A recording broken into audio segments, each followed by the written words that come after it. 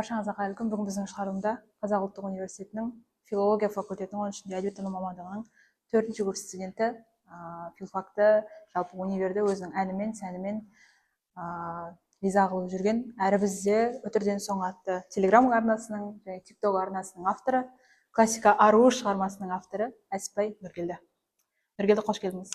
Қош көрдік. Нұргелдіге әуелгі сұрақ, сол казгоға қалай түстіңіз, филфакқа қалай түстіңіз деген дүние болса, сол бір оқиға қалай болды деген секілді. Алдымен мен 5-ші сыныптан бері бұл казгудың маңын өтіп жүретін. Ол кезде бұны үлкен мектеп деп ойлайтын. Сосын бір күні 6-шы сыныптарда әкеммен бірге өтіп бара жаттық. Сосын маған таныстырды, кейін сен осы универге түсесің деп, бұл казгу деп. Ол кезде жарайды деп. Қатты мән берген жоқпын ғой, бұл кішкентайым. Сонымен 11-ші класс болып, менде 2 таңдау болды, бірі жүрген болды, сосын біреусі әкеммен бірге түсу болды. Әкемнің айтқанымен түсу керек болды. Сонымен мен әкемнің айтқанымен таңдап, әкем филологияға өзі жетектеп алып келіп, кіргізді оқуға. Сөйтіп филологиясының табаларынан бір аттадық. Оның ішінде бізде филфак өзі бірнеше мамандыққа бөлінеді. Тіл, әдебиет және екеуінде оқитын қ деген. Әдебиеттануға түсіңіз не үшін, неліктен, қандай себеп? Неге тіл емес? Енді маған баяғыдан бері тіл емес, көбінесе әдебиет жақын болды. Өйткені әдебиет деген кезде бірден көркем әдебиет есіме түседі. Сол көркем әдебиетті ойлағаннан кейін барып, жаңағы әдебиетке бірден әдебиет деп тұрғаннан кейін аты. Ешқандай ойламай әдебиеттануға түсіп кеттіңіз. Жалпы бұл подкастта неде болғыңыз? 4 жылды қорытынды ретінде бізде бітіріп атқан студент ретінде не айтасыз? Енді 1-ші және 4-ші курс енді уақыттың қалай өткенін шынымен білмей қалдым. Кеше ғана 1-ші курста төсекте. Уақыт қашан өтеді деп отырдым. Бірақ қазір қалай осы жерде отырғанымды білмеймін. Сол сияқты зымырап өтіп кетті уақыт. Жалпы 1-ші курсымда көбіне еш нәрсені білмеймін. Жаңағы көп айтса көнді, жұрт айтса болды деп көрінгеннің сөзіне еріп, ары-бері ұйымдарда да болдық, жұмысқа да кете бердік, сабаққа да қатты көңіл бөлмедік. Сабақ оқыдық, бірақ өте қатты емес. Енді бір кемшілік тұсы, енді әдебиеттануды білмеймін өзім. Кітап оқысам оқыған шығармын, бірақ жалпы ғылымның ішіне кіріп тұрып, қатты оқыған жоқпын, өйткені оқи алмадым. Осы жерде нақтылай түсейікші. Оған бір шетінен еріншектік. Еріншектік деп ойлайсыз ба? Еріншектік кінәлі шығар, мүмкін арада оқиғалар, қызығушылықтар. Осы жерде сондай студенттер болады, өзінің 4 жылын бір бетке белсенділікке, активистикаға арнап жібереді, немесе жұмысқа арнап жібереді, маған оқуың қызық емес деп, немесе кейбіреу бар, жоқ маған ғылым қызық деп, оқумен ғана айналысатын. Сіздің 4 жылыңыз қалай өтті сонда? Барлығынан жан-жақты ма? Белсенділікте мысалға, Нұргелдінің белсенділікте активистика көрдік, бірақ қатты емес. Қатты емес, иә. Жеке-жеке тоқталай қойғанда, активистикадағы Нұргелді қандай болды? Белсенді. Активистикадағы Нұргелді іштей белсенді емес болды. Бірақ сыртқа шыққан кезде өзімді көрсете білдім, бірақ мен оны ары қарай қолаған жоқпын. Оны не істеймін ары қарай, ол маған әкелмейтін нәрсе. Жеткілікті деңгейде өзім көрсете алдым деп ойлайсыз ба белсенділікте? Жоқ, жеткілікті деңгейде көрсете алған жоқпын.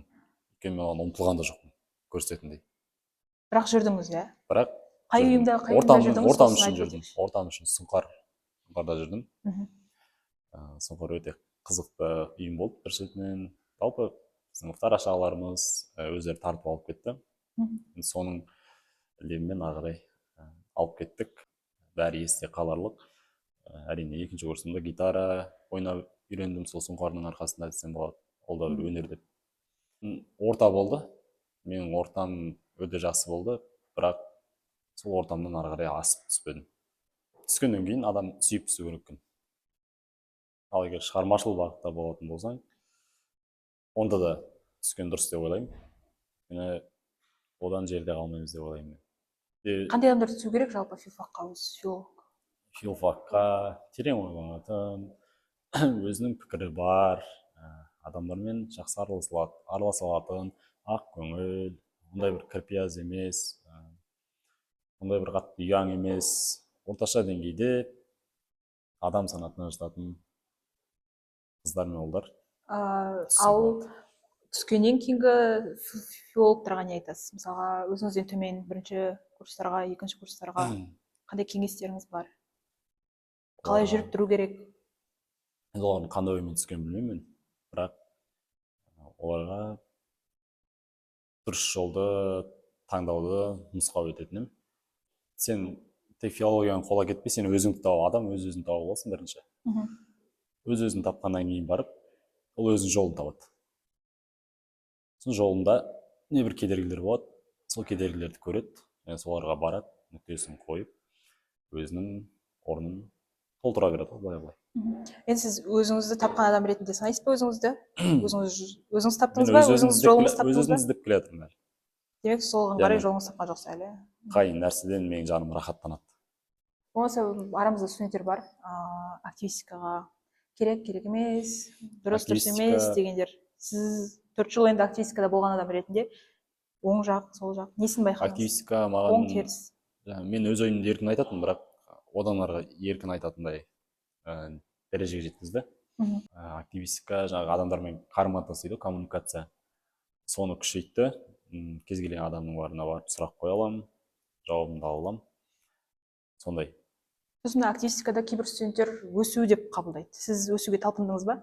Бір ұйымның басшысы болсам, болмаса ол бір ары қарай жетелесе деген секілді? Жоқ, мен оған талпынған жоқпын. Неліктен? Өйткені мен ондай жауапкершілікті мойныма алғым келмейді. Осы тұста енді шаралар жайлы сұрайын. Қош махаббат спектаклі бар, одан кейін акустикалық, поэтикалық кеш бар. Олар сізге не берді? Болмаса қалай аша алдыңыз ол жерде? Енді ол кезде де басты рөлдің бірін ойнадық. Ойнадық, бірақ ол да бір мектептегідей бағдарлама болып қалған сияқты. Себебі бізде оған өте қатты мән беріп дайындалған жоқпыз. Болса болды, әйтеуір алып шықсақ болды деген оймен кірдік сол темаға. Дегенмен мен өзіме алған рөлді алып шыққан жоқпын. Ол кезде көңілінен өте қатты шыққан жоқ. Одан кейін тек ол жерде сахнадағы адамдарға емес, сахнаның өзінің проблемасы да болды, мәселелері. Жарық болсын, ол микрофон болсын, біздің сол театрға микрофонмен шығуымыздың өзі бір қателік болды десем болады. Қайсында? Қош махаббатта ма? Иә, микрофонмен шықтық қой. Бір қапат деген мен істесем былай істер едім деген секілді не бар ма осы спектакльге байланысты? Болмаса бір 4 жылда бір ойға келген, істей алмай кеткен істер болды ма? Жоқ, ондай менде продюсер болып, режиссер болып, сценарист болып, ондайға ұмтылған жоқпын мен. Тек айтса істеймін дейсіз ғой. Тек айтса істеуге тырыстық, енді группа үшін істейсің ғой. Тапсырма болғандықтан орындауға тиіспіз. Ал былай өзім жеке түрде осындай ұйымдастырып кетсем ғой дейтін ондай нәрсе болған жоқ, бірақ ойлаған бір кітап шығарып, соны 4-ші курсыма дейін таныстырып үлгеремін ғой деп. Бірақ ол да ой іске асқан жоқ. Енді білім жағына тоқталсақ, Нұргелдің әдебиеттану деген мамандығы, жалпы Казгудағы мамандықтың барлығы ғылымға бағытталған. Бізде бастапқыда айтып өтеді, мұғалім бола алмайсың, шығармашылықпен айналыса алмайсың деген секілді алып. Нақты ғылымға неге қызықпадыңыз? Несімен қызықтыра алмады делікші немесе? Енді ғылым қызықтыра алмады өйткені ішіндегі теориялар маған өте қиын болды. Оларды жаттағым да келген жоқ, айтқым да келген жоқ. Қызықсыз теория дейтін. Қандай сабақтар қызық болды? Енді қызық болған сабақ мен үшін жоқ қой, мен үшін қызық болған сабақ қатты жоқ. Болған жоқ болса бір сабаққа бір барсам, басқаларға салыстырмалы түрде қайсысы бір сабақ? Ондай болған жоқ, тек бал үшін ғана бардым. Шығармашылығыңызды ашқан ешқандай сабақ болған жоқ қой? Жоқ, шығармашылыққа әсер еткен жоқ олар. Осы шығармашылық деген тақырыпқа тоқтайық. Бізде Нұргелді басқа студенттерге қарағанда барынша шығармашылығын оқумен қатар алып жүрген студенттердің бірі.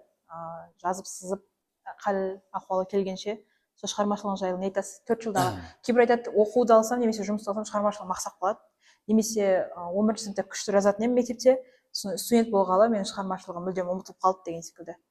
Шығармашылық деген не жалпы? Қалай айналысу керек студенттер? Мен бағана айттым ғой, жүргенімді таңдағым келді, болмаса Казгуд деп. Ал жүргенімде шығармашыл адамдар түседі көбінесе. Ол шығармашылық менің бойымда бар қасиет болды.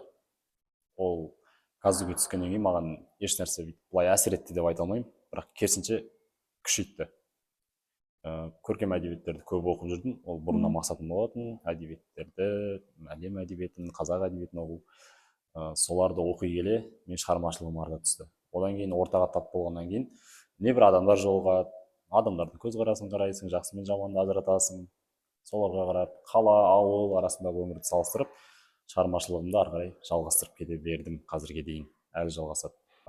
сосын филфакта оқығанның қалай екенін былайша айырмашылығы, мысалы көбіне казгуды армандайтындар да бар. Мен оны филфакқа түсіп алғаннан кейін ол нәрсені түсіндім. Осы казгудты армандайтындар бар, соған шүкір етейін деген секілді. Түсе алмай жүрген студенттерге, түсе алмағандарға филфакта оқығанның бір ерекшелігін айтыңызшы, өзіңіз қалай сезінесіз? Мен филологияда өзімді өте жайлы сезінемін, өйткені мені сыйламайтын емес, мені сыйлайтын адамдардың саны көп. Сондықтан, яғни сен өзің қандай боласың, сондай адамдарды жолықтырасың. Мінезің құбылмалы ма, құбылмалы адамды кездестіресің. Сенің көңілің көп түсіп кете бере ма, сондай көңілің көп түсетін адам сенімен әңгіме айтуы мүмкін деген секілді ғой. Мысалы, тұйықсың ба, тұйықпен тұйық деген секілді. Яғни мен филологияда жүрген кезде адамдармен өзімді көрсете білдім. Өзім бар қырымнан көрсете білдім. Бойымда қандай қабілет бар. Өлең шығарам ба, өлең шығарам. Поэзия оқимын ба, поэзияны оқимын. Әнді айтам ба, әнді айтам. Бұл филология керек нәрсе. Филологияға түстің ба, яғни бойында сен ол өнер болуға міндетті, тиіс. Филология енді ғылым ғой. Оқу маңызды бәрінен бұрын. Тілді болсын, әдебиетті болсын, оны ғылым жағынан қолап, белгілі бір дәрежеде отырып, халықтың емес, жастардың, болмаса оқушыларға кітап жазу, кітапты дұрыс бағытта арнау филологтардың ісі. Ал ән айту, гитара тарту деген? Ол адамның бойында болады қасиеттер, өнер. Ол екінші тұрғыда қарастырасың оны.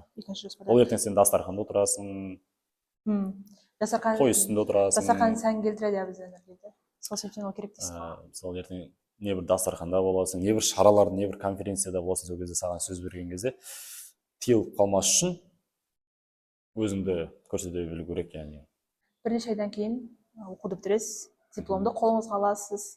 Өзіңізді қай жақта көресіз? Жоспары қандай? Нақты жоспар емес, біз болашақта бір 2-3 жылдан кейін қандай Нұргелдіні көреміз? Енді магистратураға тапсырып көреміз. Болмаса платныйын оқымаймын. Бірақ түсуге тырысамын. Өзім до конца қуып келуім керек ол мамандығымда. Жоқ, қандай мақсат оны соңына дейін қуудың? Егер ғалым болғыңыз келмесе? Ертең мұғалімдікке деген секілді керек болып қалады. Универде мұғалім болғыңыз келе ма? Универде емес, енді жалпы мектепте. Бірақ бастапқыда айтты ғой, бізде мұғалім бола алмайды мектепте деген секілді. Соған қалай қарадыңыз? Болады ғой. Әлі сенесіз? Болады. Бірдеңе берсең болады, боласың ғой. Мұғалім болғыңыз келе ме? Біз мұғалім Нұргелдіні көре аламыз ба болашақта? Жоқ, мен өзімді олай елестетіп көрген жоқпын. Бірақ вариант ретінде ма? Иә, бір әлі ешқандай бір алдында нақты не жоқ. Елестете алатындай да нәрсе жоқ. Просто бүгінгі күнмен өмір сүріп жүр ғой. Сын әдебиет дегенде әркім әрқалай түсінеді. Сіздің түсінігіңізде әдебиет деген не? Әдебиет енді бәрі айтады ардың ісі деп. Енді әдебиет пен әдебиеттану бөлек. Әдебиет мен үшін ол көркем шығарма. Сосын әдебиет деген ол қазіргі замандағы көрнекілік десек болады. Жан жағымыздың барлығы әдебиет. Табиғатты көреміз, адамдарды көреміз, небір кітаптарды көреміз, машина, көлік, қала, ауыл, ағаш, жапырақ барлығы, оның бәрі әдебиет, әдебиетте жазылатын дүниелер. Көркем шығармаға бұның бәрі міндетті түрде жазылады. Болмайтын нәрсені өзім телеграм арнамда жазамын. Болмайтын нені? Иә, болмайтын нәрсені болмайды деп қабылдау керек. Болмайтын нәрсені болмайды деп қабылдау керек. Болатын нәрсені де болмайды деп қабылдау керек. Қабылдау керегін білеміз. Ойбай, қалай екен ол? Оны мойындау қиындау болады, бірақ көп адамға. Иә, оны көп адамға мойындау. Болады деп жүреміз де. Көп адамға мойындау керек болады, иә. Шығармашылығыңызда қазір не жүріп жатыр? Қай бағытта? Шығармашылығымыз әлі өсуде ма? Шығармашылығымыз құлдырап жатыр. Біздің шығармашылық сол қызға келіп тіреледі ғой. Қазір 25 жасқа дейін қыз жайлы жырлайын деп, ғашықтық жырлайын деп. Жырланып жатыр ма? Жырланып жатыр, бірақ ұмыт бола бастаған кезде жырланбайды. Тура айырылысқан кезде кейін барып жырланады. Ары кетсе 20 өлең шығады, 25 өлең шығады. Сол мезеттен тоқтайды. Одан басқа ешкімді кезіктірмесең шықпайды ғой. Осы тұста филфакта андай бір түсінік бар. енді бізде 99% қыз, әр группада бір ұлдан болғандықтан біздерде ұлдарды бір көтермелейді, ұлдарды бір басқаша қарайды деген секілді түсініктер бар. Осыған қалай қарайсыз? Шынымен де ұстаздар ұлдарды қыздардан басқаша қарай ма?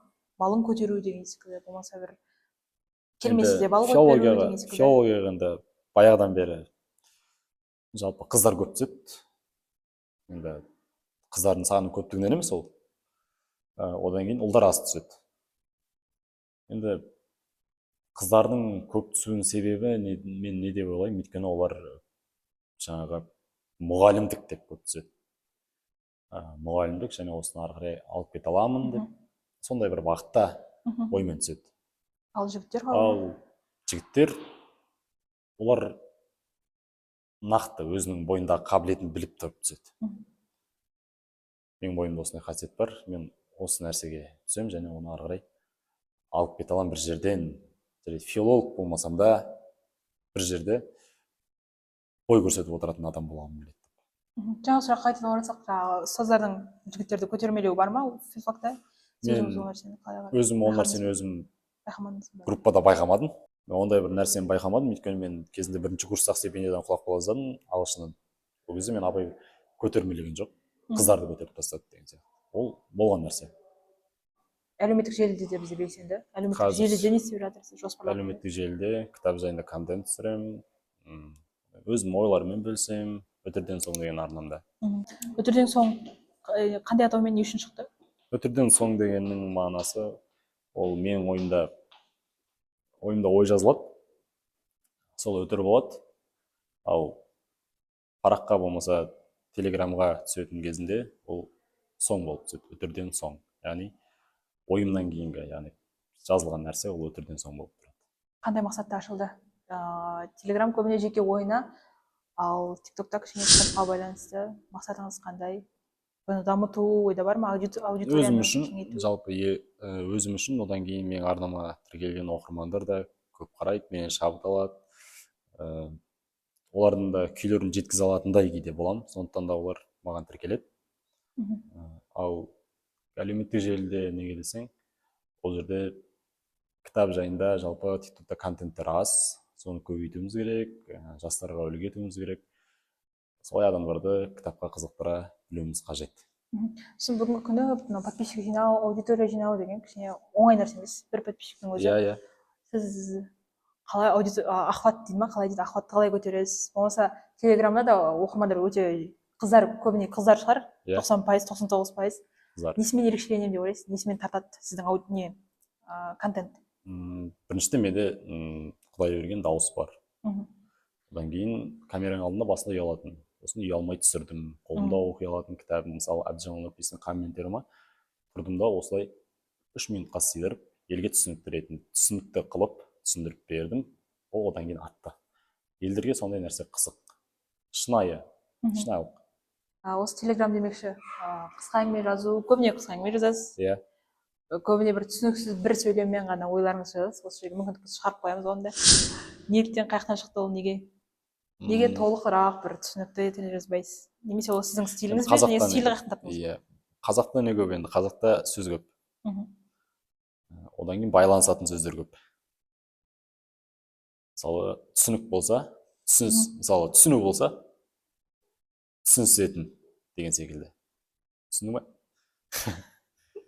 Әрбір жұрнақ болсын, әрбір жалғау болсын, ол кез келген нәрсеге әсер етіп кетеді. Яғни осы бір стильді қалыптастыра отырып, жеңіл емес, бір ауыр ойды қозғауды мақсат етемін. Сіздің осы контентіңіз біреуге қандай әсер етті деп ойлайсыз? Жұртқа әсер етті деп ойлайсыз ба? Сізден кейін бір кітап оқып, ондайлар біз жиі әсер етті. Пікірлерін. Әсер еткен пікірлер бар негізі, мен телеграм арнамда өзі сондай қыздар да бар, ұлдар да бар. Сізден кейін осы кітапты оқып кеттік дегендер бар ма? Иә, бар. Мысалы комменттерді оқығандар бар. Одан кейін Федор Достоевскийдің Ақ түндері бар.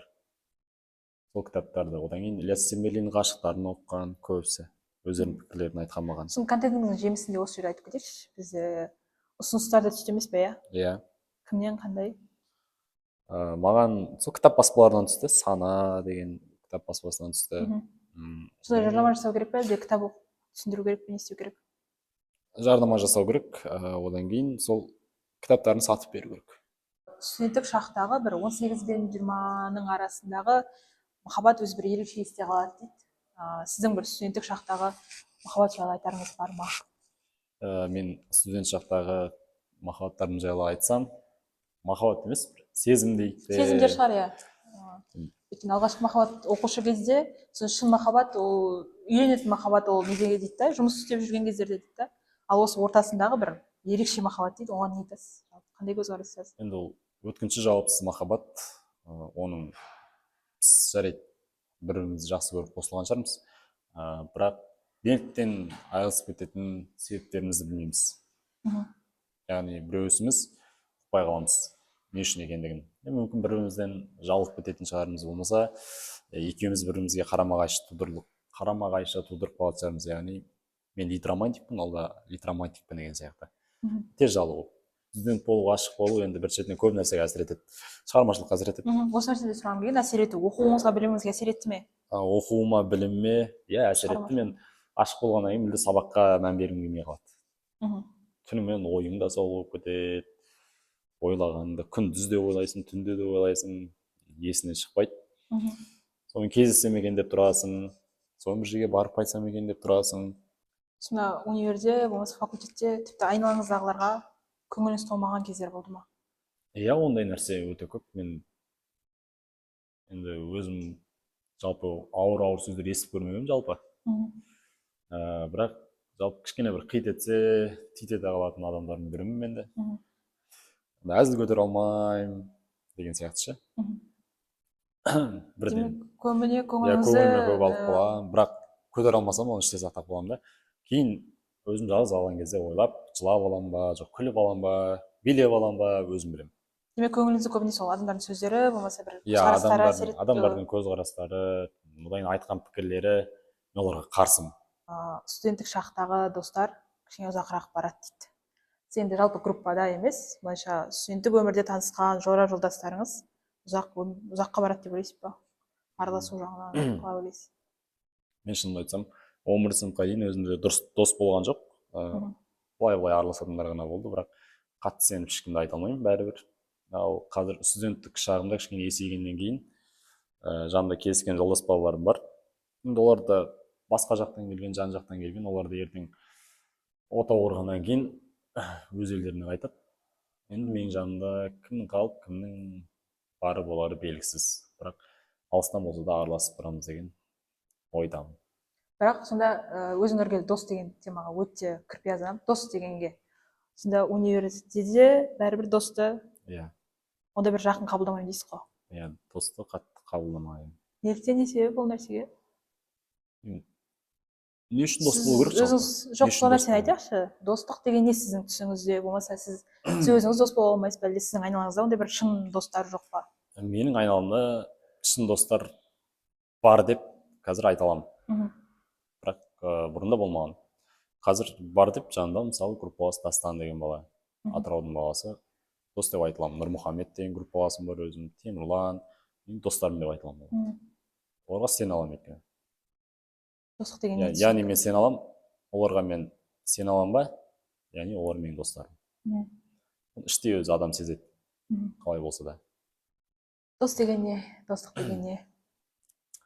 Достық деген шынайы болу. Группаңыз жайлы не айтасыз? Сосын ол бірінші сұрақ, группаңыз жайлы бағаңыз, өзіңіздің бір 4 жылда қалай группаны қалай қабылдағаныз. Екінші сұрақ, мынау әр студент үшін, болмаса әр адам үшін группа деген, топ деген қаншалықты рөл ойнайды? Қаншалықты маңызды ол нәрсе? Енді әр адам үшін группа деген ол өте қатты рөл ойнамайды. Енді мен өзім түскеннен кейін маған аса бір қатты рөл ойнаған жоқ. Араласасың тек бір мейрам болған кезде, одан кейін туған күн болған кезде, одан кейін куратор жинаса деген секілді сондай бір уақыттарда бас қосып қалуымыз мүмкін театр, музейлерде. Ал былай жаңа жыл жасаған 8 март. Жаңа жылда туған күндерде жиналған. Енді ол бір шеттен ол топта сондай бір ұйымшыл адамның болуы. Жанына жақын тартатын адамның болуы.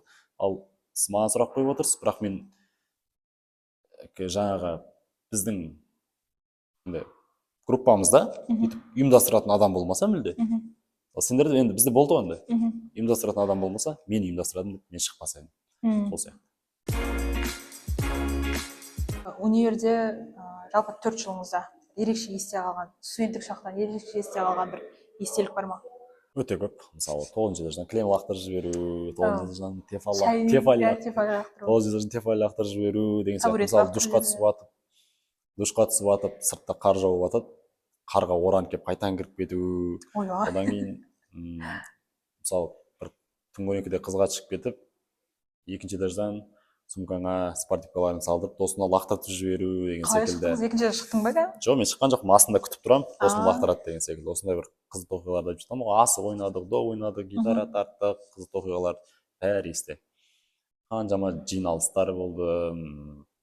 Одан кейін турникеттің астынан өтіп кетіп, вахтерша апайлармен ұрысқан жоқпыз енді, бірақ енді ұрыс естідік деп айтайыншы. Ұрыс естіп, сондай қызықты сәттер болған. Общагада жату жайлы 3 түсініктемеге шығарып салу, болмаса бір қылығына қарай шығарып жіберу деген, біз ойлайтынбыз Нұргелдин осы шығарып жібереді-ау деп, бірақ 4 жыл жатып шыққан ардагер студент. Сонымен общагада жатуыңыздың себебі, жатақханада жатуыңыздың себебі неде? Қандай студент болдыңыз жатақханада? Жатақханада өте тыныш студент болдым. Негізі мен тынышпын ғой. Бірақ кейде жанымдағы дос балаларға қарап көңіл көтергім келіп кетеді. Кейде сағат 11-ден кейін шулап кетеміз. Бір жерге шыққымыз келіп тұрады. Кейде бір кешігіп келеміз, сондай моменттерде түсініктеме жазуға тура келеді. Ал сен түсініктеме жазған адам, ол жаман адам деп есептеу, ол өте қате нәрсе. Ой, мына түсініктеме жаза береді, ол жаман адам деп. Ол өте менің ойымша өрескел қате деп ойлаймын. Сосын тәртібіне байланысты декандардың алдына да барған. Деканның орнында. Иә, бізде не себепті сол? Қалай болды ол? Универдің сондай системасынан ғой, универдің ішкі ОПП деген ұйымдары бар. Сол түсініктемеге байланысты болды жатақханаға? Иә, ол да жаңағы комнатадан бір спичкаң табылып қалуы, зажигалкаң табылып қалуы, сен комнатаңда тұрып қалса, яғни мынау кімдікі дейді, менікі дейсің, барасың, жазасың, рапорт жазасың. Сосын 4 жылда небір ұстаздар берді филфакта. Қайсы бір есіңізде ерекше қалды? Қай ұстазды бір айта аласыз? Енді менің есімде ерекше ұмытылмайтын ұстаздардың бірі десек, Пазлағай ғой. Пазлағай бізге көп тапсырма берді, студияға жіберді, бізді осылай театр, сондай бір іс-шараларды көбейтіп берді. Соның арасында біз группаластармен жақсы таныстық, жақсы араластық, нақты болмысымыз біліне бастаған шақтардың бірі. Андай ше бір болмысыма бір әсер етті, осы кісінің бір ойы маған ұнады, бір кішкене болса өзгердім, содан кейін негізі басында гештальтым болған, сондай ағайлардың бір ойын жазып жүретін бір блокнот бастасам ғой деген. Бірақ білмеймін, сол күйі басталмай кетті. Өйткені мен оны 1-ші курстан бастап істемегеннен кейін, ол 2-ші курста ойыма түскеннен кейін бастағым келмей қалды. Бір нәрсені басынан бастамағаннан кейін ортасынан жалғастырғым келмеді.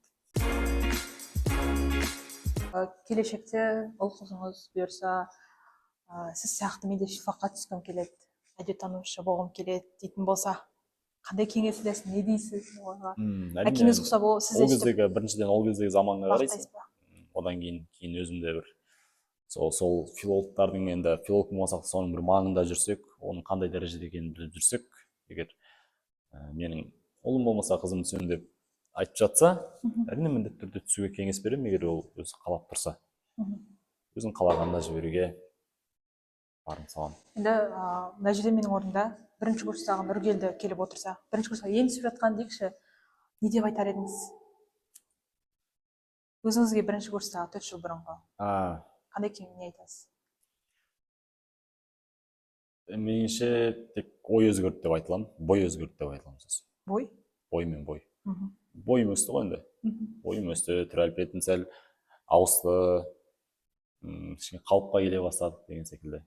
Ал ой өзгерді деп айтып жатқанымыз, біз енді шын айтамын, біз 1-ші курс болып, қазіргі мен сол өзімнің 1-ші курсым мен қазіргі 1-ші курстарды салыстыратын болсам, мен олардан 4 курсқа кішігенімді мойындаймын.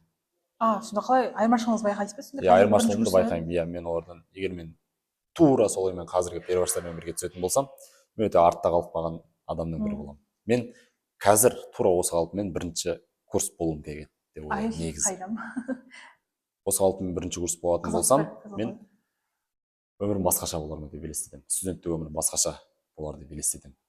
Қазір дипломмен, практикамен, жұмыс істеуге де байланысты сұрайын. Жұмысты енді қолға алып жатсыз. иә, Осыған дейін тек жазда ғана жұмыс істемесеңіз, Иә, былайша оқумен қатар алған жоқсыз.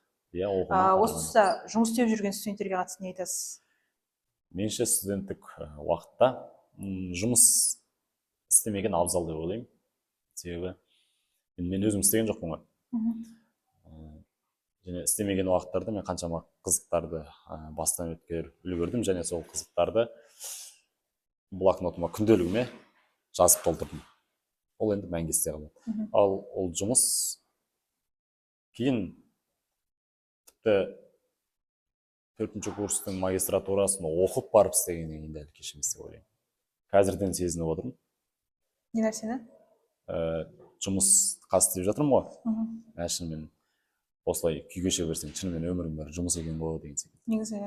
Негізі осы тұста бізде бір менің өзімді алаңдататын және бір өзім сияқтыларды алаңдататын бір дүние бар. Яғни филфакқа өзі оты жанған студенттер түседі де, мен өзі әдебиетке жақынмын, кітапты көп оқимын, өлең жаза аламын деп түседі де, сосын бірінші курсқа келгеннен кейін оқу мияушы болып кетеді, жұмыс істеп кетеді, болмаса бір активистикамен қалады, яғни ана шығармашылығы, ана әдебиеті жайына қалады. Сөйтіп барлығы бір мобилограф болып кетті, бірдеңе болып кетті деген секілді, мобилограф бер жағы неше түрлі жұмыспен кетіп қалады, мамандығына қатысы жоқ. Адасу дейікші, былай бұл студенттер неліктен адасады, өзінің бір оқушы кездегі талантын қайда жоғалтып алады? Ондай студенттерге не айтамыз? Осы бірінші, екінші курстағы ол адамның табиғатына байланысты, біріншіден. Ішкі болмысына байланысты, одан кейін тереңдігіне байланысты. Ол адам өзі қалап түспегеннен, қалап түседі жақсы. Қалап түскеннен кейін өзін жоғалтып алуы, ол өзінің ішкі сезімдерінің, яғни өзім біреулерден әлі тез дамып кетсем екен, тез жоғарылап кетсем екен, тез ақша тауып, тез көтеріліп кетсем екен деп ойлайды. Өйткені ол қалаға келгеннен кейін жан-жағына қарайды, жан-жағын істеп жатыр, ақша тауып жатыр, жұмыс істеп жатыр. Телефоннан көргені мобилографтар, одан кейін видеографтар, тез ақша, оңай ақша, сату менеджері деген сияқты жұмыстарға көп бой беріп кетеді. Өздерінің қабілеттерін солай жоғалта бастайды. Ал оны жоғалтпас үшін сенің өткеніңнің, яғни тәрбиеңнің, одан кейін сана сезіміңнің жүрегіңді ұстау, жүректе ұстау, сол қабілеттерді жүректе ұстау. Және соның арасында сезініп тұру. 21 жастағы бұйырса жазатылады. 21 жастағы Нұргелді өмірдің мәнін түсінді ме? Өмірдің мәнін тапты ма? Өмірдің мәні... Немесе 21 жастағы Нұргелді үшін, 20 жастағы Нұргелді үшін өмірдің мәні не бүгінгі күні? Өмірдің мәні өзгеріп отырады? Қазір мен үшін өмірдің мәні қазір отбасым. Қазіргі жағдайымда. Менің отбасым. Алдағы отбасым емес, қазір өзімнің отбасым. Мен артымда үш қарындасым бар, бір інім бар. Анам бар. Енді осыларды ары қарай қалай жеткізсек, ертең қалай оқуға түсірсек, олар кейін мен сияқты студент болады, студент болғаннан кейін оларда кейін теңге сұрайды, ақша сұрайды. Ол кезде оларға мен қай жерден ақша тауып беремін деген осы мәселелер. Менің басымда қатыратын қазір осы мәселе. Алдағы 5 жылда дейікші. Бұл видеоны көріп отырған 10 жылдан кейінгі, 20 жылдан кейінгі, ол нешеде боласыз? 30-40-тағы Нұргелдіге не айтасыз? 30 жастағы Нұргелдіге сіз арманыңа жеткен жоқсыз депші. Дальше больше ма? Сіз әлі ой үстінде жүрген сияқтысыз. Сіз әлі... Болжамасай өйтіп. Енді. Болжама, не айтасың қазір бірдеңе айтса? Не деп айтам мен оған? Сен өйтіп, давай айт, не айтасың деп айт. Сіз 30 жастасыз. Сіз деп айтасыз. Нұргелді, сен 30 жастасың. Сенің қазіргі 20 жастағы келбетің осы. Білем. Сіздің осы кездегі ойларыңызды, осы кезде не ойлап, қандай бақытты болмаса, қандай бір қайғымен ауырып жүргеніңізді де түсінем. Бірақ сіздің әлі де сол бір мұңдар есіңізден шықпаған сияқты. Оны көріп тұрмын көздеріңізден. Сондықтан да сіз белгілі бір дәрежеде боласыз деген сенімдемін. 20 жастағы Нұргелді сізге сенемін. Нұргел, біздегі блиц сұрақ, яғни тез әрі нақты жауап беру керек, Аха. ойланбай. Бірінші сұрақ, неден қорқасыз? Неден қорқасыз? Мгм. Болашағынан. Алдыға жүруге, өмір сүруге не жігерлендіреді? Мотивация. Отбасым. Талант па, еңбек пе? Еңбек. Реалистсіз бе, романтиксіз бе? Романтик. Сын қабылдай аласың ба? Жоқ. Ашық, сойқан пікірталасқа еркін түсе аласың ба? Жоқ. Әдебиет қоғамды өзгерте ала ма? Жоқ. Өнер адамының саясатқа араласуына қалай қарайсың? Керек емес. Билік, саясат, болмаса жоғары шен, жоғары атақ дәреже, болмаса орден қызықтыра ма сізді? Егер ұсынып жатса аласыз ба? Жоқ. Қызықтырмай ма ол нәрсе? Бір министр болу, Жоқ. мәдениет министрі. Өзіңді жоғалтып алмау үшін не істейсің? Өзімді жоғалтып алмас үшін кітап оқимын. 10 жылдан кейін өзіңе бір сөйлем қалдырар болсаң, не айтар ең? Бірақ сөйлеммен. Айтылмаған не қалды? Сезімдер. Олар айтыла ма? Жақсы, ең атақты сөздердің бірі. Келешекте ескерткішіңе қандай сөз жазылғанын қалайсың? Өтерден соң деп. Өтерден соң ол. Бір сөз ғана айтуға болады. Сол ең соңғы сөзің не болмақ өмірдегі?